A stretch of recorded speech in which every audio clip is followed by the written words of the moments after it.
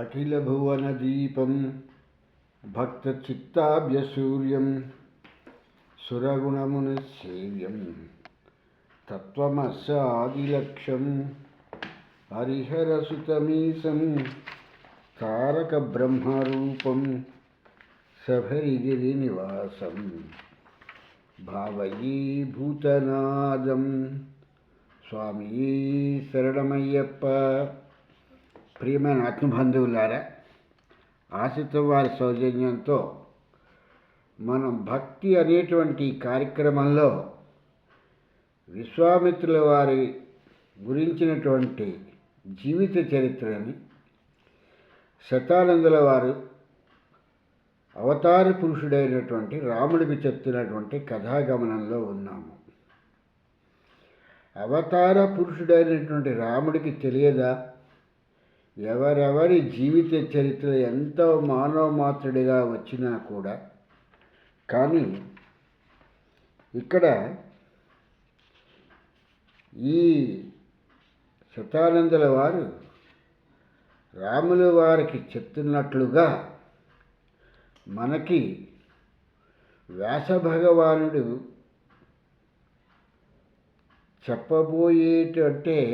ముందు చెప్పబోయేటువంటి చరిత్రని వాల్మీకి మహర్షి ఇందులో రాయటం జరిగింది.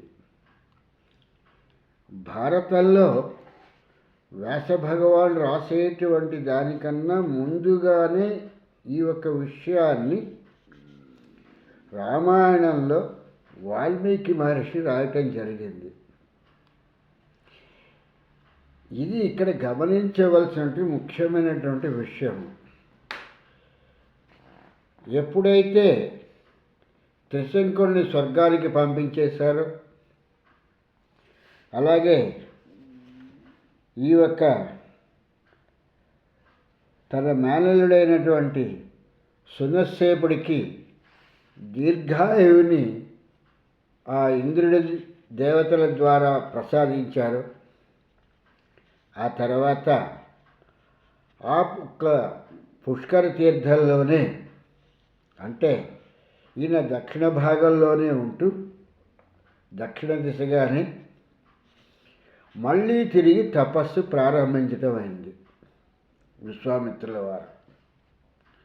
ఎవరి గురించి చేస్తున్నారు ఈ తపస్సు అని అంటే, మళ్ళీ అదే ఒక బ్రహ్మని గురించి తపస్సు చేయటం ప్రారంభించారు. దక్షిణ దిక్కులో ఈయన తపస్సు చేసినందుకు విశ్వామిత్రుల వారి తపస్సుకు మెచ్చుకొని ప్రత్యక్షమైనటువంటి బ్రహ్మ ఈయన్ని రాజఋషిగా సంబోధించడం జరిగింది. రాజఋషి అయిన తర్వాత ఈయన అయ్యో, ఇంకా నేను రాజఋషిగానే ఉన్నానా, బ్రహ్మ ఋషిగా నేను కాలేదా అనుకుని ఆలోచిస్తున్నటువంటి సమయంలో ఈ త్రిశంకుడు, ఈ సునస్సేపులు వీళ్ళు రావటం జరిగింది. త్రిశంకుడిని స్వర్గానికి పంపించాడు. అక్కడి నుంచి స్వర్గంలో నుంచి ఆ దేవతలు కిందకి ఆయన తోసేస్తే ఆయన గురించి స్వర్గాన్ని నిర్మించాడు. సునస్సేపుడిని యూపస్తంభం నుంచి యజ్ఞ పశువుగా ఆ యజ్ఞానికి ఆహుతి కానీయకుండా అతని ప్రాణాలను కాపాడి, అట్లాగే అంబరీషుడికి కూడా అతను చేసినటువంటి యజ్ఞం పరిపూర్ణంగా అతను కోరుకున్నటువంటి విధంగా పరిసమాప్తమయ్యేటట్లుగా చేసి, మళ్ళీ తిరిగి అదే దక్షిణ దిక్కులో పుష్కర తీర్థంలోనే మళ్ళీ 1000 సంవత్సరములు విశ్వామిత్రుల వారు తపస్సు చేయటం జరిగింది. ఈ తపస్సు చేస్తున్నటువంటి సమయంలో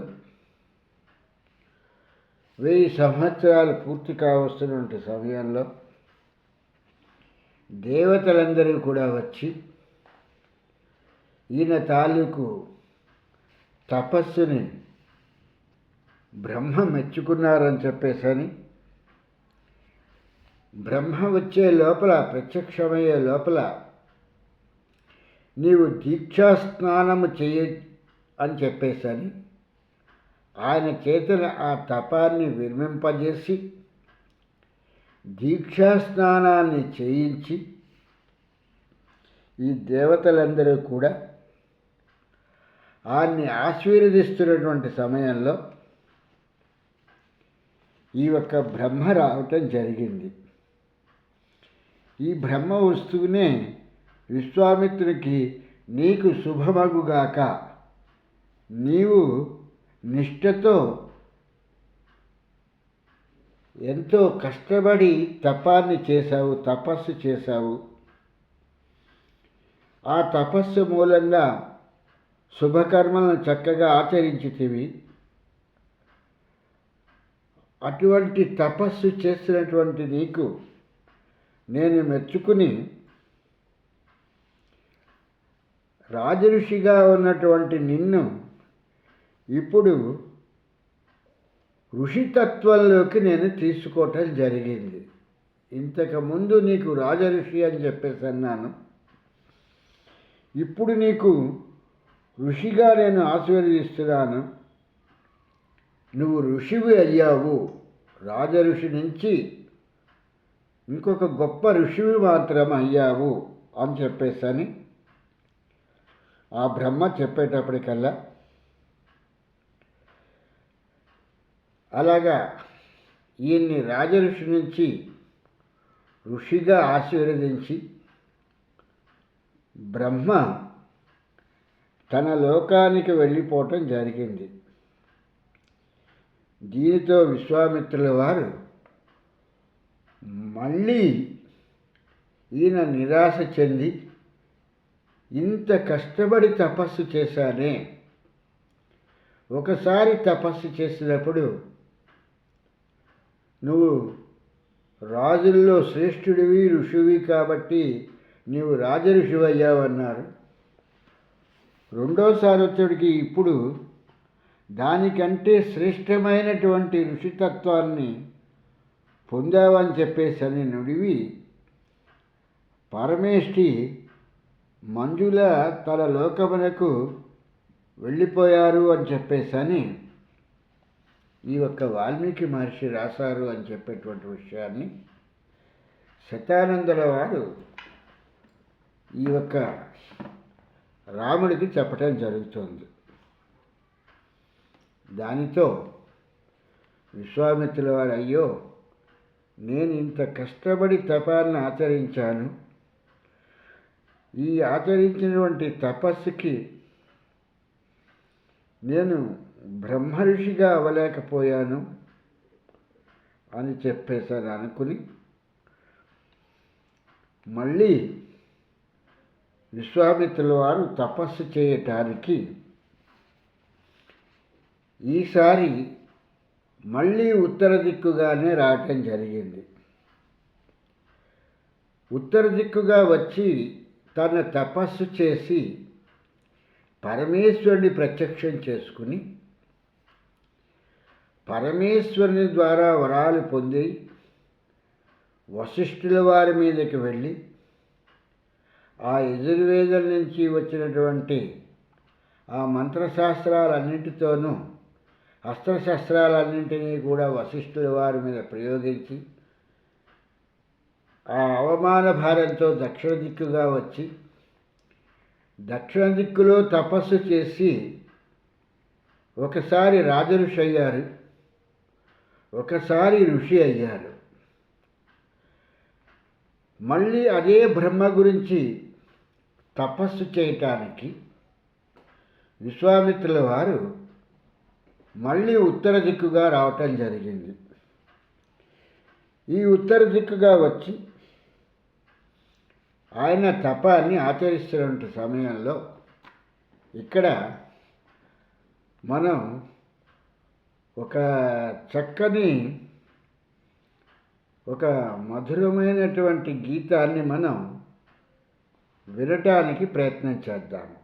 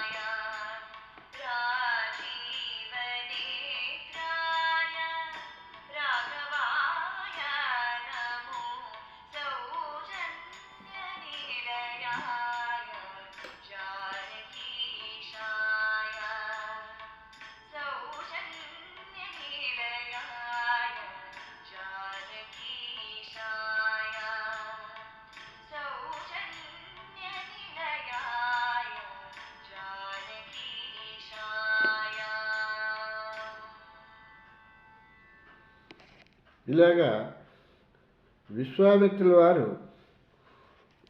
పుష్కర క్షేత్రంలో ఈయన తపమాచరించినప్పుడు రాజఋషి అయ్యి, రాజఋషి నుంచి మహర్షి అయ్యి, ఆయన త్రిశంకుడికి రాజఋషికి మహర్షికి మధ్యన ఆయన విశ్వామిత్రుల వారు త్రిశంకుడు అనేటువంటి రాజుకి ఒక స్వర్గాన్ని, అంటే ఒక దేవలోకాన్ని సృష్టించి సృష్టికే ప్రతి సృష్టి చేశారు.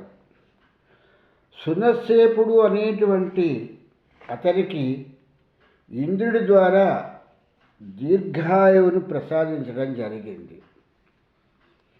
ఇటువంటి విశ్వామిత్రుల వారు ఆ యొక్క పుష్కర తీర్థంలోనే ఈ అంబరీషుడి తాలూకు యజ్ఞం కూడా అయోధ్యలో పరిసమాప్తమై అతను కోరుకున్న విధంగా అంబరీషుడి తాలూకు యజ్ఞ పరిసమాప్తి జరిగింది. ఈ యొక్క సునస్సేపుడికి దీర్ఘాయువు కూడా ప్రసాదించడం జరిగింది. ఆ పుష్కర క్షేత్రాలలో ఇంకొక 1000 సంవత్సరములు తపస్సు చేసి బ్రహ్మను ప్రత్యక్షం చేసుకొని ఆయన ద్వారా మహర్షి అయ్యారు. ఎందుకు ఈ రిపిటేషన్ చేశారంటే, రాజఋషి నుంచి మహర్షికి వచ్చే లోపల ఈయనొక దేవలోకాన్నే సృష్టించి ప్రతి సృష్టి చేయగలిగినటువంటి ఈయన శక్తి సామర్థ్యాలని తెలుసుకొనలేక ఈయన పుష్కర క్షేత్రంలో నివసిస్తున్నటువంటి సమయంలో మళ్ళీ తపమాచరిద్దామా అని చెప్పేసి ఆయన బ్రహ్మ తనకి పరిపూర్ణమైనటువంటి బ్రహ్మ ఋషిని చెయ్యలేదు అని చెప్పేసి ఆయన ఆలోచిస్తున్నటువంటి సమయంలో ఇంద్రుడు అప్సరసల్లో మేటి అయినటువంటి మేనకని ఈ యొక్క విశ్వామిత్రుల వారి చెంతకి పంపించడం జరిగింది. ఎలాగైనా సరే విశ్వామిత్రుల వారి తాలూకు తపభంగాన్ని కలిగించవలసినది. ఏమో ఈయన ఇప్పటికే 2 సార్లు తపస్సు చేశారు, 3వసారి కూడా తపస్సు చేయటానికి సంకల్పిస్తున్నారు. యజ్ఞయాగాది క్రతువులు చేసిన, ఇలా తపస్సు చేసిన తన తాలూకు ఇంద్ర పదవికి ఏ విధమైనటువంటి చేటు వాటిల్లుతుందో కాబట్టి దేవతల తాలూకు సంక్షేమాన్ని కాంక్షించి అప్సరసలలో మేటి అయినటువంటి మేనకని చూచి, నీవు విశ్వామిత్రులు ఉన్నటువంటి పుష్కర తీర్థాన్ని దగ్గరికి వెళ్ళి ఆ యొక్క పుష్కర తీర్థంలో ఆ విశ్వామిత్రుడితో ఉండవలసినదిగా మేనకకి చెప్పటం జరిగింది. ఇది విన్నటువంటి మేనక ఆనందంగా సురపతి అయినటువంటి ఇంద్రుడి మాటల్ని విని ఈమె ఈ పుష్కర తీర్థానికి వచ్చి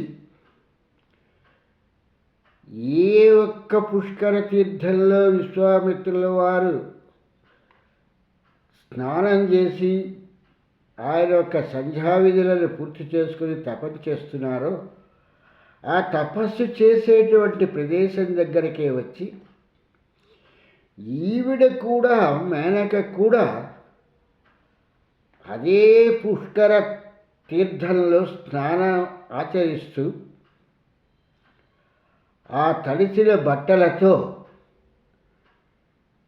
తను ఈ విశ్వామిత్రుల వారికి కనిపించటం జరిగింది. ఈ విశ్వామిత్రుల వారు ఎప్పుడైతే మేనకని పుష్కర తీర్థంలో స్నానం చేసి అలాగా తన శరీర అవయవాలన్నింటినీ కూడా కనిపింపజేసుకుంటూ విశ్వామిత్రుల వారికి కనిపించిందో, ఆ ఒక్క మేనకని చూడగానే విశ్వామిత్రుల వారు ఆమెతో ఇలా అన్నాడు, ఓ సుందరి, నీకు స్వాగతం. ఆ అప్సరస అయినటువంటి మేనక ఎప్పుడైతే పుష్కర తీర్థంలో స్నానం చేసి ఆ తడి బట్టలతో తన అంగసౌష్ఠవ్యాన్ని కనిపింపజేస్తూ కనిపించిందో విశ్వామిత్రుల వారికి, ఇంత తపస్సు చేసినటువంటి ఋషి అయినటువంటి మహర్షి అనేటువంటి బిరుదాన్ని పొందినటువంటి బ్రహ్మచేత ఈయన ఆ ఒక్క మేనకని చూసి, ఆమె అందచందాలను చూసి, ఓ సుందరి, నీకు స్వాగతము. నీ ఆశ్రమమునకు వచ్చి నీవు అక్కడ వసింపుము అని చెప్పేసని కామపరవశుడైన నన్ను అనుగ్రహింపుము. నేను నిన్ను ఇలా చూడటంతో నా ఒక కోరికలన్నీ కూడా ఒక్కసారి పెళ్లి బీకినట్లయినా నా మనస్సులో నుంచి బయటికి రావటం జరిగింది. కాబట్టి ఈ ఒక కామపరవశుడనై ఉన్నటువంటి నన్ను అనుగ్రహింపు, నీకు మేలగును అని చెప్పేసని విశ్వామిత్రుల వారు మేనకకి చెప్పటం జరిగింది. ఆమె కావాలి అనుకున్నటువంటిదే అది. విశ్వామిత్రుల వారి తాలూకు తపహాన్ని ఎలాగ భగ్నపరచాలి అనుకుని చెప్పేసని ఇంద్రుడు చెప్పాడు. సురపతి దీన్ని ఎలా భగ్నపరుస్తామో అనేసి అనుకున్నటువంటి ఆమెకి మార్గమే సుగమమైంది అన్నట్లుగా ఈమె పుష్కర తీర్థంలో స్నానం చేసి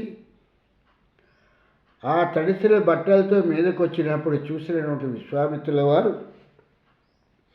కామపరవశుడయ్యి, నేను కామపరవశుడినయ్యాను, నీవు నన్ను అనుగ్రహించి నా ఆశ్రమంలో ఉండు అని చెప్పేసని విశ్వామిత్రుల వారు మేనకని కోరటం జరిగింది.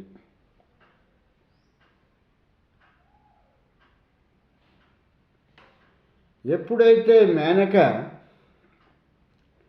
విశ్వామిత్రుల వారి తాలూకు ఆశ్రమానికి వచ్చిందో, ఈ తపస్సు కాస్త ఉట్టికెక్కింది అని చెప్పేసానని ఇక్కడ దీన్ని ఊటంకించడం జరిగింది. అంటే ఏంటంటే,